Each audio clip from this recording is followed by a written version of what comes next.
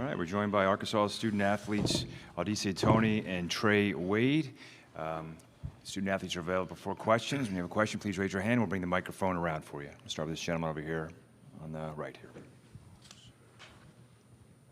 Hey, this question may be for both of you guys. I'm sure you've gotten into your New Mexico State prep at this point. Just curious your thoughts on number 0, Teddy Allen, and then how do you feel like you're equipped with this bigger starting lineup that you have to defend him? Looks like you have a number of bodies that match him from a physicality and size standpoint that you can throw his way. Teddy is he's a good offensive player. So a lot of focus is going to be on him a lot. So the big lineup we have, we could switch to 1 through 5. Anybody could guard him, especially in transition. So I feel comfortable with the versatility we have to be able to slow him down a little bit. Yeah, like you said, we could switch. We had the ability to do that, and just him scoring over length all night, I think that'd be a big challenge for him. So, we're gonna make it as hard as we can for him. Go ahead. Yep. As for both guys, maybe Trey, you could take it first, and then Adis. Devo came off the bench, scored 14. I got to add it up, but Hog Stats, he knows all the stats. I think he said that Devo's averaging 14 in NCAA tournament games, including last year, so I think that's 5 games. And then he's averaging about 8 in the others. Not bad, but what do you think it is about him that makes him play so well in NCAA tournament games? Maybe Trey and then Adis could take that. I honestly have no idea. I guess he's just real good in postseason. But, he's a great spark we need, and, we hope he can continue to, produce. Just pick it off what Trey was saying. Devo is an amazing player, He's just a gifted player. He have games that he could just snap and go off, and that's what we need from him. The last couple of games he's been doing that, and he's been doing it very well coming off the bench.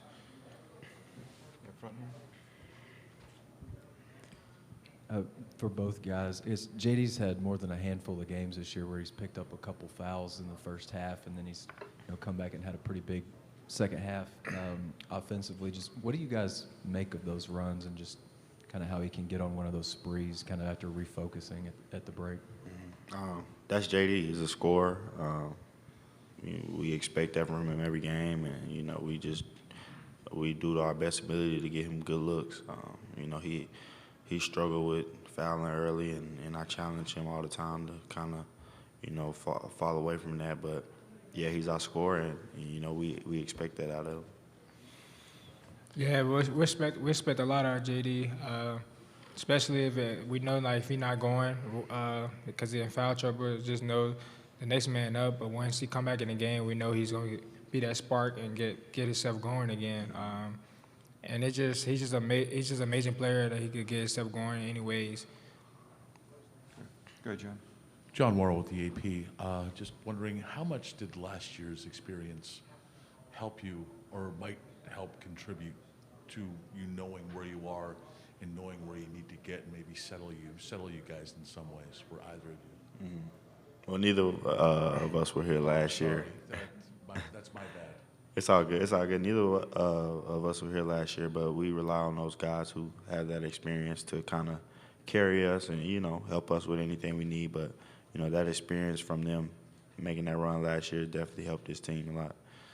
I guess in that sense, Trey, how much do you lean on those guys in knowing that, in knowing they've been there, and what are some of the things that they tell you at this point? They don't really tell us much. Just as far as those guys, they matured a lot over that past year, and it showed, and it's helped us a lot. So that's the biggest thing they can do, is just kind of lead by the example and experience.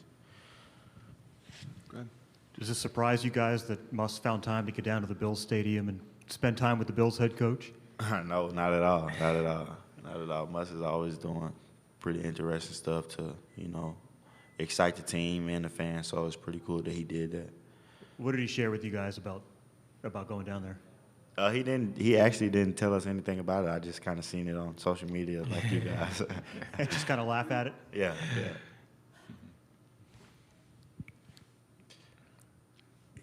Audis, just how has your first NCAA tournament experience been so far? Is it kind of what you expected? Anything surprised you? Yeah, it's exactly what I imagined. It's bright lights, it's amazing. It gave me chills just by walking in the building and seeing March Madness everywhere. Because when I was younger, I always watched it on TV, watching teams, growing up. But it's just amazing just to be able to play in the tournament my first time. And then Trey, how does Coach Musselman kind of frame conversations about, not overlooking some of these lower seeded teams, especially a team like New Mexico State that pulled an upset? Yeah, he's been there before. He emphasizes it a lot over the past few days through film. He's been there before. He's played them certain teams, so he know how important it is to really dial in and break down these teams because they're obviously they're pretty good. So, he emphasizes that a lot. Yes, maybe a couple for each guy. Maybe Trey and then Audis. I think it was the LSU game in Tampa. I think Devo only played like 5 or 6 minutes. Pretty uncharacteristic. A lot of guys might not deal with that too well. But then he played pretty well against A&M. Obviously played well last night. What did you think about that? What does that say about Devo that he can not play very much and then it doesn't seem to impact him negatively? Well, not so much of Devo, but our whole team. It's just, you never know who's going to have a good game, and I think that makes our team very special. You just never know who's going to be the guy that night. So, but as far as for Devo, that's just him. He's hungry. He's always going to be hungry, and when the opportunity presents itself, he takes it like the rest of us. Especially knowing like you're not playing a lot, it can frustrate you a lot, but you could tell like with our team and the guys we have on our team, they don't let it affect us that much. We just be ready when your name called, what Coach always say, you just be ready. You never know when your time will come, and he always capitalized on that. Even when he's not playing that much or not playing as good as he want to play, he still stay locked in. And you guys only had 5 turnovers as a team last night. I didn't know this, but Kayla told me that that's an NCAA tournament record for Arkansas. Arkansas's played 70 NCAA tournament games. What do you think about that? What was the key to handling the ball so well? And Stanley played 40 minutes and did everything except turn the ball over. What do you think about what Stanley did and what you guys did as a team? We just Coach been preaching to us a lot, even beginning of the season, by taking care of the ball, and that's.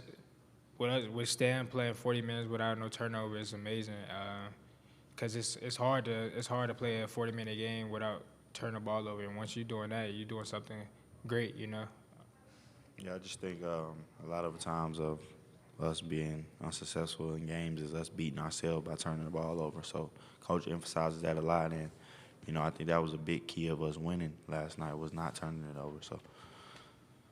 Yeah, go ahead, Mike. Mike Harrington, Buffalo News. Trey, I do have a basketball question, but first I wanted to ask you, did you see Coach Muss's wife's Instagram of him jumping on the table at a Bills game? Did you see that one or no? No, I didn't see that one. Okay. The basketball question is this. You guys come into the tournament yesterday. We saw all the upsets. How difficult is the first game for the top teams, and do you feel a little more comfortable just in the surrounding and the tournament now? Is this one going to be a little bit more of a regular game, even though New Mexico State's a 12 seed, kind of like Vermont was? Yeah, well, I hope so. I hope we got our first game jitters out, playing in front of the crowd, playing in this atmosphere, and hope we can come out a little more relaxed and play a little better than we started out. But yeah, I hope those jitters are gone. So that's what we're gonna look forward to. It's for Audis, I guess since you missed the Tennessee game with that, I guess it was more of a foot injury than an ankle injury. You played 38, 39, and 40 minutes. I guess just could you walk us through kind of the recovery process there and how it's felt the last few games? Since the Tennessee game I missed, I had been doing treatment like 48 hours a day, just trying to recover off of that. Doing whatever I could just to keep it pain tolerance down, so I could be able to play. And Matt, our trainer, he did very well at doing that. So with treatment every day, I'm still doing treatment now, just to keep the pain tolerance down and be able to move and things like that. How I usually do. Okay, go ahead. That's for both guys. I guess I can't remember exactly when it was. It was in the second half. There was Vermont took a shot, and Finn Sullivan jumped way up.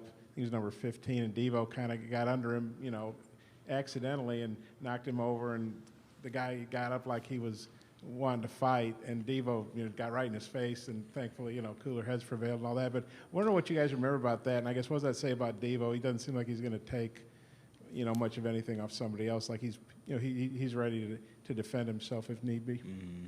Yeah, obviously it was an accident. He jumped up and kind of landed funny on top of Devo, but Devo ain't gonna back down for nobody. I actually expected that reaction out of him, so it was just the heat of the moment. But at the end of the day, we were trying to win a ball game, so that was the biggest thing. It was just a heated moment. The guy from Vermont thought he did it on purpose, but it wasn't intentionally. And Devo wasn't going for anything the man was trying to say to him, so he was just trying to take it for himself, and we just had to get the situation under control. Any other questions for our student athletes? All right, thanks for your time, gentlemen. Appreciate that.